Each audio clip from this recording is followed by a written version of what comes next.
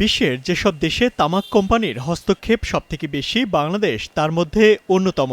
এমনকি তামাক কোম্পানির হস্তক্ষেপের ঘটনা সবথেকে বেশি ঘটেছে তামাক নিয়ন্ত্রণ আইনের সংশোধনীকে ঘিরে। গ্লোবাল টোবাকো ইন্টারফেয়ারেন্স ইন্ডেক্স 2025 শীর্ষক এক গবেষণায় দেশের তামাক কোম্পানির কর্মকাণ্ড নিয়ে এমন তথ্য উঠে এসেছে। সোমবার রাজধানীর সিডাপ মিলনায়তনে গবেষণার এ ফল প্রকাশ করা হয়।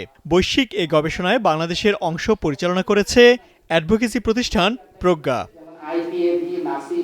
গবেষণায় উঠে আসে তামাক নিয়ন্ত্রণ আইন সংশোধনের উদ্যোগ ব্যাহত করতে কোম্পানিগুলো ধারাবাহিক লবিং সহ নানা কূটকৌশল অব্যাহত রেখেছে। এ সময় প্রজ্ঞার পক্ষ থেকে বেশ কিছু সুপারিশও তুলে ধরা হয়।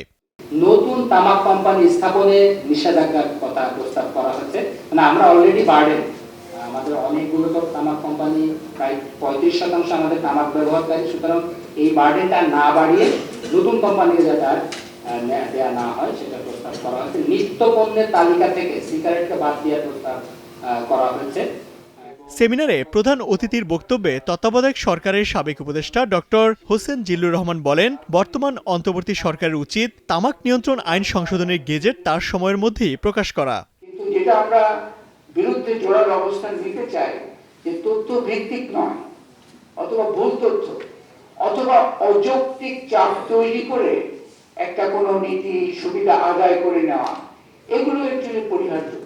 ইনফরমেশন গ্যাপস, এভিডেন্স গ্যাপ এবং মিসইনফরমেশন, অথবা যেটা হয়তো আমরা বলি যে যেমন রেভিনিউ, টোব্যাকো থেকে কর আদায়, বনাম টোব্যাকো কন্ট্রোল, এগুলো কিন্তু আমরা দেখেছি এগুলো একটা সঠিক উপস্থাপনার একটা দুর্বলতা এখানে আছে।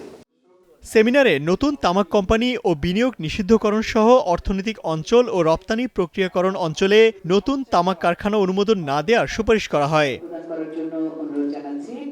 Imtiaz Ahmed, star news, Dhaka.